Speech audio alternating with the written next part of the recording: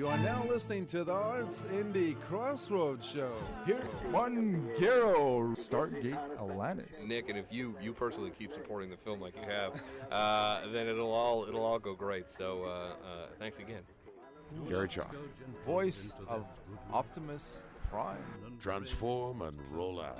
Ruth Moody, the Wailing Jenny. You're so welcome. Take care. Karen LeBlanc, the star of Nurse, the fighter boy. Hi, Nick. I'm really good, and thank you for asking me. People in film, theater, music, the arts. I like your Integral style because it's casual, and it's real, it's down to earth, and it suits Hastings Street right here, right now. A good early evening to everyone here in the Valley. You're listening to Civil Radio 101.7 FM, broadcasting to the Fraser Valley from the UFV Abbotsford campus on the traditional and unceded territory of the Stolo people. A good early evening to everyone here in the Fraser Valley. So this is part two. You're going to hear part two of the interview with Jarrod Tyler from the Jarrod Tyler Band about his documentary, The Night the Music Died, talking about venues in Greater Vancouver, GVRD, Fraser Valley, and comparing it, juxtaposing with LA, what they've done to face high real estate prices, how they've maintained their thriving music scene, and how Seattle's done the same thing.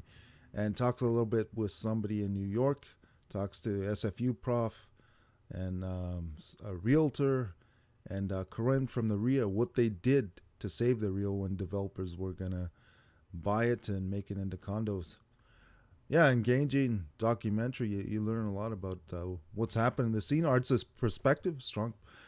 Yeah, you're going to hear that interview with Jarrod, and then some music from the Jarrod Tyler Band. So this time I'll have Week to play his track, one of his newer tracks, Audrey, and some older tracks you'll hear.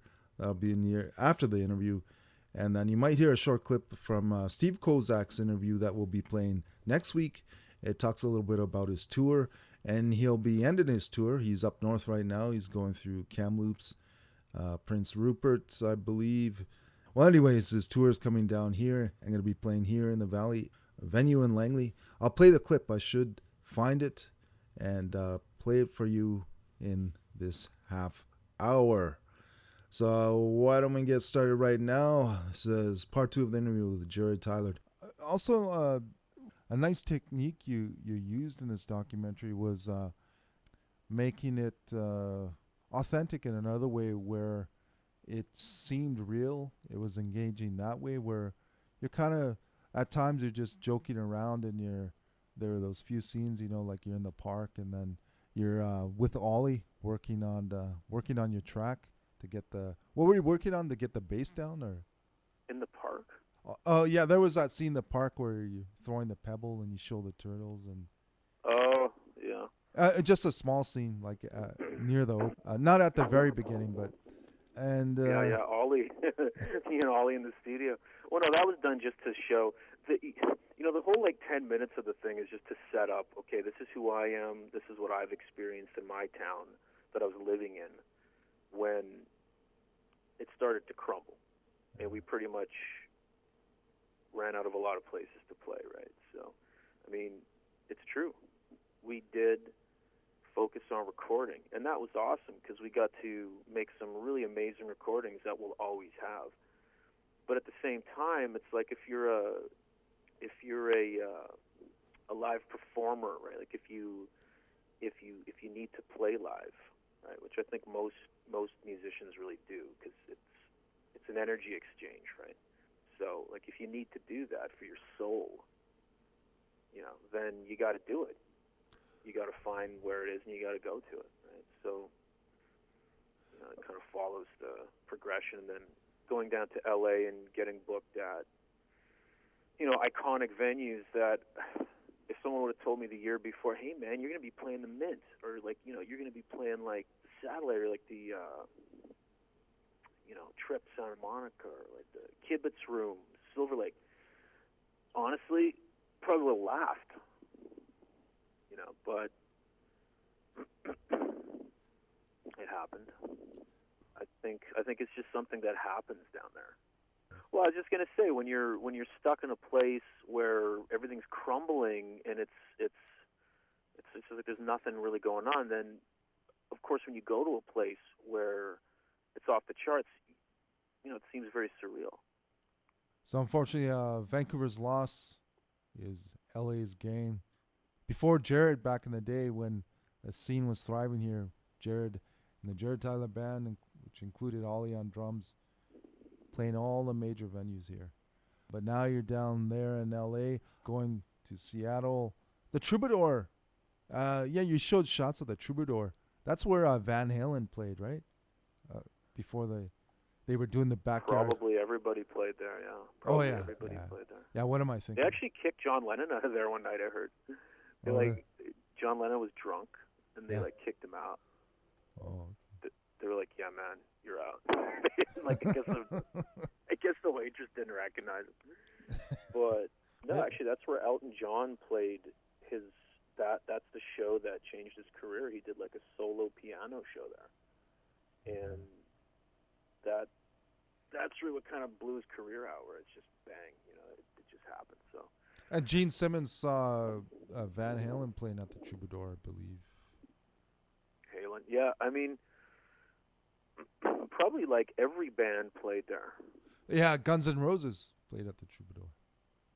Probably so many of those bands. Guns N' Roses, I know they played up on the Strip way back in the day. Like they were up and playing for $50 a night at probably like the Rainbow or something. And then they were staying. There's some strippers let them stay in their apartment. I remember I was watching one of the documentaries. Is that right? Yeah, they let them crash there for free or something. I don't know. You see, that's funny because I don't think strippers would ever let my band crash. It just wouldn't happen, I don't think. So, Jarrod, the documentary is up on YouTube, and I suggest that people see this. It's the day the music died, just what's been going on in Vancouver the last 10 years, venues shutting down, and then how the approach is different. You give the different perspectives from Seattle, LA, and then you talk to the experts over the prof from SFU, a realtor here in Vancouver, and then what Corinne did from the famous Rio Theater in Vancouver, what they did and how they got the community involved to save it from the wrecking ball, and then the developers. Jarrod, are you going to enter this into some festivals to get your... I know you did it as a public service announcement, but get your word out there more. And then, head out to festivals, win the awards, and say... You can let people know. You can let people know you were on the Artsindy Crossroads show. Yeah. And then I can. Thought about it. Then if you give me an invite to some of the festivals, you'll win an awards. You think it'll win an award? What kind of awards do they have there? I don't know. I mean, I've never really thought about it. It's just like I wanted to make it, put it up on YouTube, and then people could watch it. I can just sort of fire it over to people here. Check out this link. And really, it's I made it as a public service announcement, and hoping that people would be inspired to, see what's going on down in Los Angeles or Seattle, and then see what's going on in Vancouver, and see that it's also very, very challenging in Vancouver. Yet there's people who are still slugging it out, and they're still winning, and that's the thing, right? I mean, it's about grit, man. It's about having grit, and So to me, that's why I did it.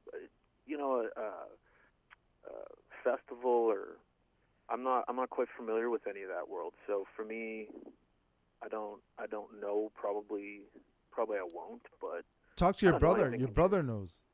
Brother's a film. Yeah, I mean, he might know something. And I've had other friends tell me, hey, you should do that. You should put it into a film festival. But I don't know. My view would be that a film festival, there's so many people trying to get into those film festivals that I don't know necessarily if they would look at my film.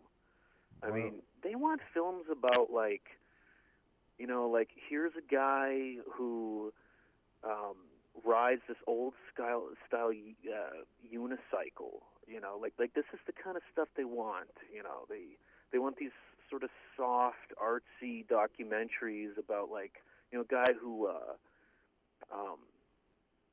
built his career on maybe playing, like, you know, like the glasses where you fill them up with different levels of water, and I mean things like that. I don't know. I've seen some pretty documentaries. Yeah, so have I over the years. But this, You know. yeah, I know what you mean. Like this is really good, but you're saying some people might think, oh, it's stepping on toes or what. But you know what, Tim? The thing is, bring it to the viewers. Like, you can have private showings. You know, I've seen people do that. The bureaucracy, like, you can easily, like, show this somewhere, talk to a bar owner or something, and it's engaging and people watch it. Just get it out there. I think the thing that we were talking about was maybe getting it on some streaming service, maybe Amazon or something. Yeah. So that's something that we're going to look into more than, I think, a festival, because really my concern would be just to get this out where people can just click on it and boom, see it easy. Just because it really is a public service. Like, I didn't make it for any sort of accolades. I made it so it would actually be like me doing my part to support arts and culture in a way that will actually help, maybe. Right? So that's why I did it. But listen, dude, if I do enter it in a festival and I wind up getting in, you're invited. You can be part of my entourage. It'll be you, me, Ollie, a couple other people. Yeah. You know, maybe pull up in a stretch limo with like a pool in the back. You know, that kind of thing. Bling, miscellaneous bling, and we'll be stars for a night. But other than that, I think it's just, I'd like to get it streaming just so people could see, like, holy, this is happening. Like, these guys are losing venues. These guys are losing theaters. Like this could happen. What's going on? And really, honestly, I'm telling you, arts and culture, it's endangered. It really is endangered, especially now that they've taken away record sales from bands. It's hugely endangered. Oh, yeah. You know, I mean, look, back in the old days, you could sell an album, and you could also play a live show, and you could also sell your merch. Okay, so now they've taken one of those things away, one of the major things. Nobody watches movies anymore. Well, nobody pays for them anymore. I mean, people just download.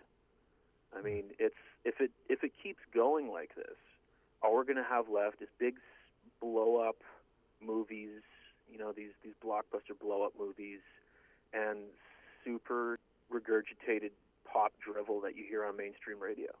That's all we're going to have left, right? So, yeah, mommy and daddy who have the money for PR and can get them on the, you know, major networks. But yeah, I remember back in the day, like was like 10 years ago, 12 years ago. Like I remember when I was going up to the festivals up north by Prince George, and then people were traveling, and they had their CD. They would sleep in their van, but they had their CD sales that would guarantee their gas money, and then they had a place to stay. If they didn't stay in their van, a lot of people will put them up. They have a place to shower, and you know, for the people who weren't lined up for major tours, like you do the major venues, but there were the bands back in the day where they didn't have a tour lined up. They just do it on the fly, contact someone, but they had CD sales, and you said merch, and that sustained them.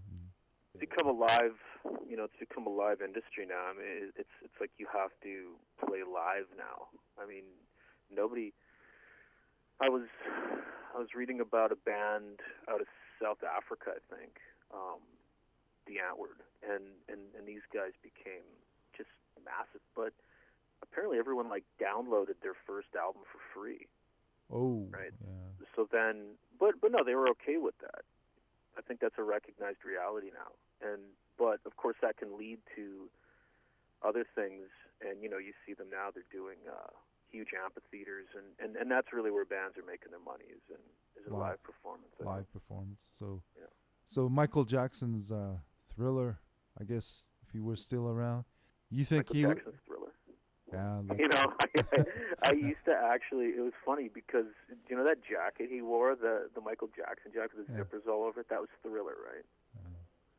Was that Thriller? I can't remember, but first, he made a ton of money. Like he set the record for albums sold. So now would he be okay? I just like to say, make a public service announcement. Don't download my music for free. This is evil, despicable, and you're also a racist. Well, what am I, black or white? You know, we actually went and saw his grave. Oh, really? We went and checked out his grave. Yeah, he's buried in Forest Lawn in Glendale. Oh, yeah. So we went up there and we checked it out. Apparently Disney's up there too. We found his, but it's just a marker. I don't think his and it's funny because you know you think when he was alive, like Walt Disney or Michael Jackson, you know, one of these icons, when they were alive, like you couldn't even get within probably a 3-block radius of this person. And now they're dead. They're like in a vase or in a mausoleum or whatever, and you can basically just stand there. You know, it's very strange. It kind of lets you know that, listen, while you're here on Earth, you know, you got to do the best you can, right? And I mean, I think Disney did. I think Disney really did, but Walt he Disney. totally did. But now it's weird. It's just a weird sensation standing there thinking, yeah, so this is where the guy's buried, just mortal. So. I don't know, man. It's like if you can do something positive or something, I don't know, something that actually matters, then do it, right? But I'm sorry, just as far as I'm concerned, being in like a boy band dance troupe kind of thing, where people write your own write songs for you, and you have producers that fix tracks and. I just don't see that being very, very worthwhile. You know, I don't see that being a very good contribution. You know, to me, that's just, I don't know what that is even. Okay, so listeners, check out Jarrod Tyler's documentary, The Day the Music Died. A full documentary is up on YouTube. And Jarrod also is still active in his band, the Jarrod Tyler Band. You have some upcoming dates up here in the GVRD, Fraser Valley. Or even mention some of your dates in Seattle or LA if it's okay, because people go on vacation. They go out, they cross the border. Well, we're in talks right now with some people about some shows in like the Los Angeles area for like May. I think we're going to have a good one coming up there for sure, and some other ones around Santa Barbara. We're just sort of talking right now, but I really haven't had time. I was doing so many other things, and then with the film and whatever. So I guess now we're going to get back into that. But yeah, man, playing live's always good. I don't care. I like to do it. Jarrod, thank you so much for taking the time to do this interview. Really appreciate it. Enjoyed your documentary. I suggest the listeners check out your documentary, The Day the Music Died. Yeah, definitely. Check it out. Change your opinion, probably. It'll change. Well, at least it'll be enlightening. You know, you'll see what really has been going on, you know, and it's not, arts and culture is not just something that's always going to be there. You know, it's something that we have to kind of, you've got to preserve it.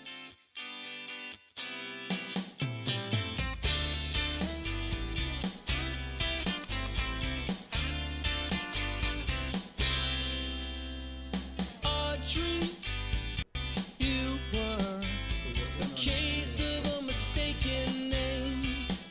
It was hard to believe that you were a Canadian girl. Short hair,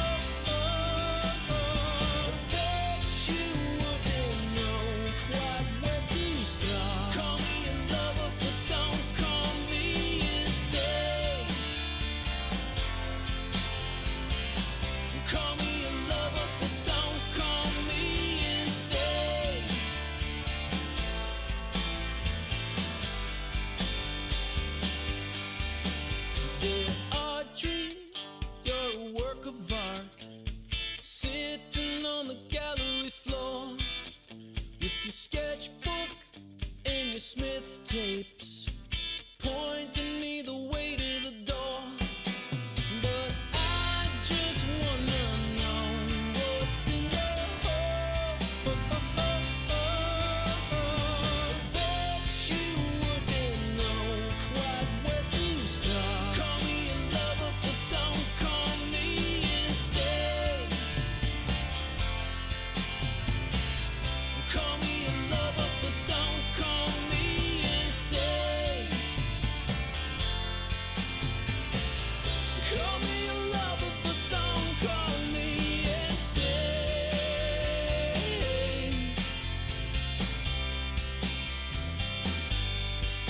Dear Audrey,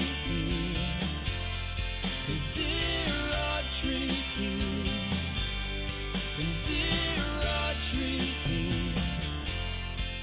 dear Audrey,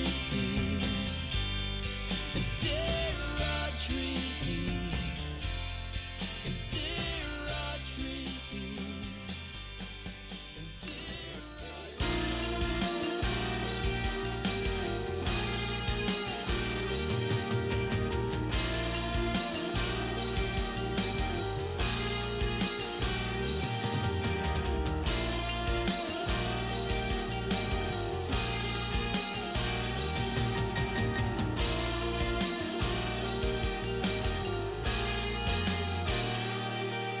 I was wrong to erase you, my dear, to embrace you with fear.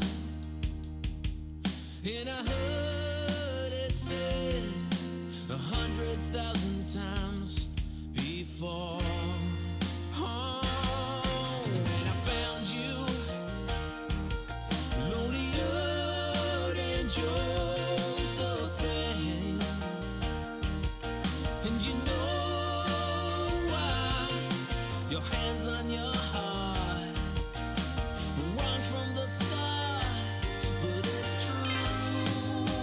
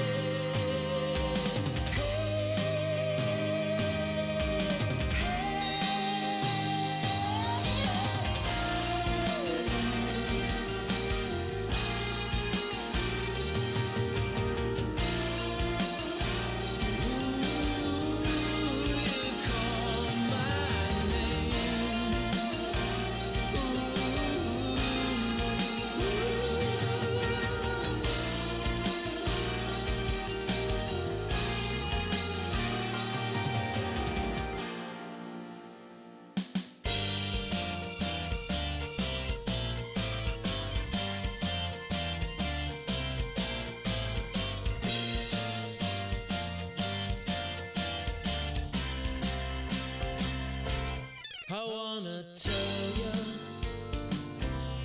a tale of glory. I was the hero, but it's not that kind of story. The sad truth is that you set the thing on fire. You lit it up. You had enough. You're a downtown lover. Maybe someone can talk some sense to me, 'cause all I see is just a sentimental tragedy. You've got your wreck down to a broken heart. You're a downtown lover. I crashed your party. It was my nature. You called me crazy.